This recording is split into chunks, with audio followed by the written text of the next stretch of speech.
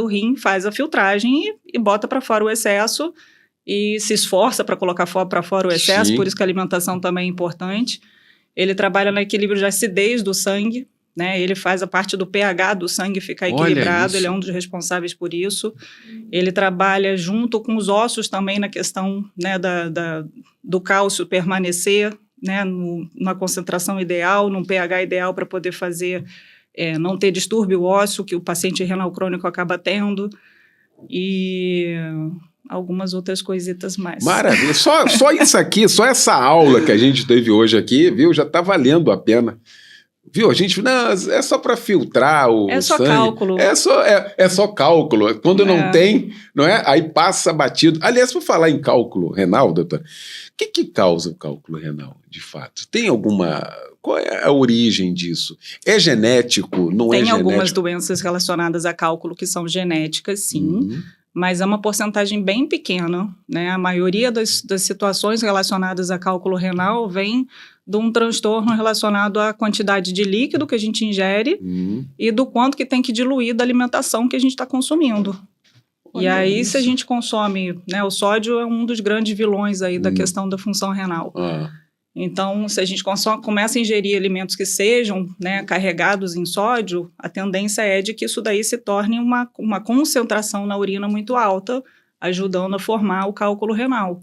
E a grande maioria das vezes que a gente vê é isso, é um distúrbio relacionado mais à alimentação, o equilíbrio da alimentação com a ingesta de água, do que propriamente uma doença genética específica para cálculo renal, que existe também. Sim. Né, precisa fazer essa diferenciação aí, mas é bem diferente, vamos dizer assim, bem desproporcional. Sim, a gente sempre fala aqui, então o grande vilão é o sal, o açúcar. O sal e o açúcar são bem ruinzinhos. Porque não tem jeito, uma coisa aqui vai ativar a diabetes, que a gente acabou de falar aqui. E a questão do sal, do sódio que você está falando aí, no geral, doutora? Exatamente, o sal e o sódio o sal e o açúcar são os dois vilões aí da nossa alimentação.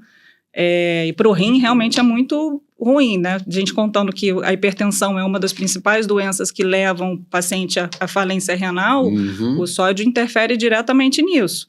E a gente dizendo que o diabetes é outra doença que também leva à falência renal, o açúcar piora ele. Olha então, isso. só nessa questão da proporção do que faz o rim parar de funcionar, o sal e o açúcar já estão culpados. Meu Deus. Tá vendo aí, gente? Alerta, informação. Aqui, doutora, a gente tem sempre uma frase assim, a informação, ela vale muito. Vale. A informação salva vidas. É verdade. Não é? Às vezes a gente não tem, até alguém ouvir assim, caramba, nunca parei para pensar nisso. É a partir daqui dessa conscientização que a gente passa a ter, de fato, ou quando a gente quer colocar isso em prática, ter uma nova vida, uma nova postura, né, doutora? Sim, certamente.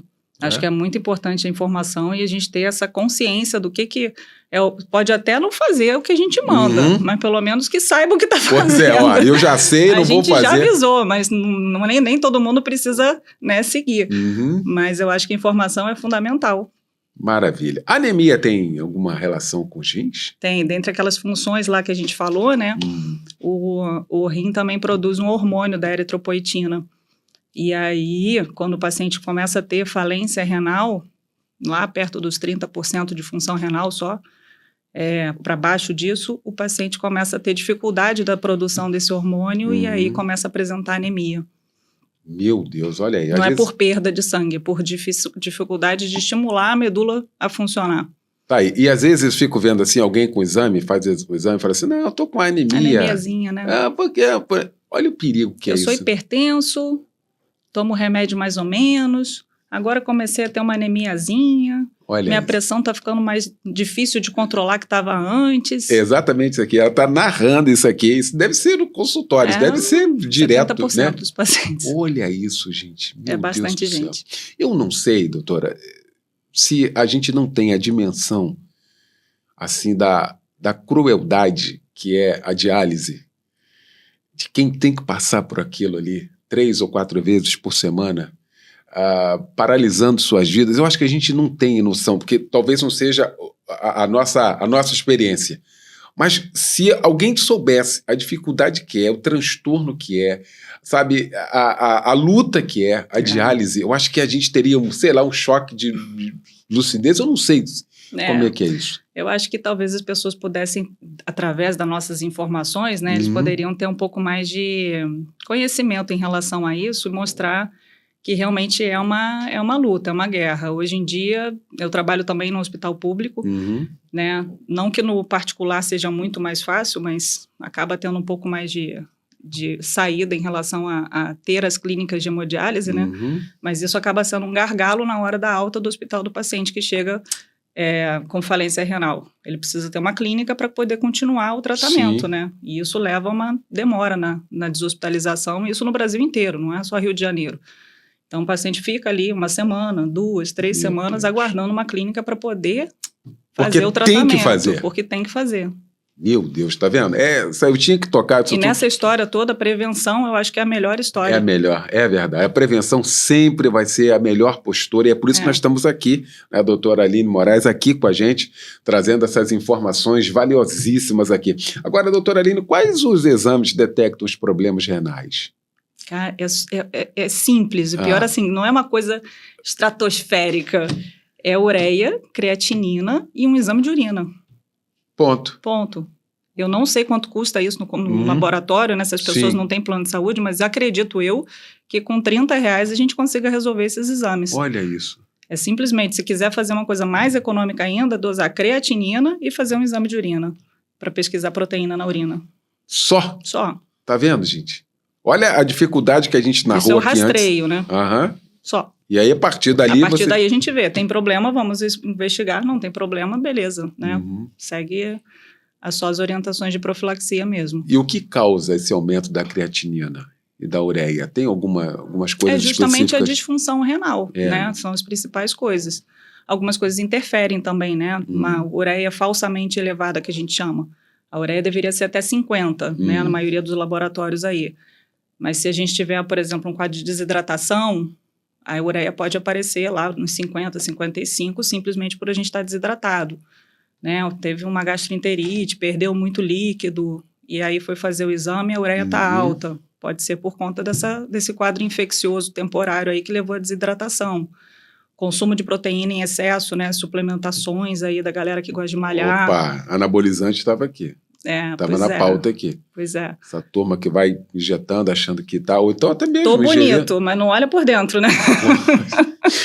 E depois, quando olha, e tomara que tenha tempo, às vezes, porque estão falando aqui, a prevenção, né, doutora? A prevenção é o melhor remédio, né? A prevenção é a melhor coisa. A melhor coisa que tem a fazer, de fato, é a prevenção. Então, está aqui exatamente esse nosso podcast para isso. Agora, problemas renais, eles são acompanhados comumente de dores? Necessariamente? Não, né? Esse que é o problema, né? As dores são o que levam ao conhecimento do público, que é o cálculo renal, que é a infecção urinária. Mas tem os que não doem, que são as questões renais crônicas, vamos dizer assim, relacionadas a, por exemplo, pressão e diabetes, que a gente já falou algumas vezes aqui. Isso não dói. O paciente vai perdendo função renal gradualmente. Quando ele chegar dos 100% de função que a gente deveria ter na maior parte da vida, né? Quando a gente chegar lá nos 15%, 18%, o paciente começa a apresentar sintoma. Aí ele começa a ficar nauseado, aí aquela palidez da anemia já fica mais acentuada. Olha isso. Aí ele já começa a ficar com dificuldade de controlar, e aí sim aparece um edema importante, que daí não é aquele inchadinho no pé, aí já fica bem inchado, e aí o rim acabou. Aí não tem mais o que fazer. Meu Deus, tá vendo aí, gente? Aí aparece o sintoma. Olha Mas isso. antes desses outros monte de rim que a gente perdeu antes, não dá dor, não dá nada. Há também uma ideia de que se eu estou com um problema na lombar, estou com uma dor aqui na lombar, e comumente o rim disfarça exatamente essa dor. É isso, doutor? Tem muita gente que procura por dor lombar, né? O rim é um pouco acima da coluna lombar, né? Ali no final da costela aqui, mais ou menos. Mas as dores realmente confundem um pouco o paciente, ele procura por ajuda e uma boa parte das vezes é confusão da questão ortopédica mesmo com o rim. Mas nessa história aí, o importante também a gente falar é da questão do anti-inflamatório, que as pessoas daí vão começar a usar o anti-inflamatório para poder controlar a dor, e muitas vezes é uma droga que acomete bastante o rim e é super pulverizada na farmácia, né? Tem todas as cores, todos os modelos. Meu Deus. A gente passa ali do lado da Novalgina, tem o outro que tem com anti-inflamatório, tem o relaxante muscular com anti-inflamatório, e as pessoas vão tomando. E a gente sabia. compra, hein? É.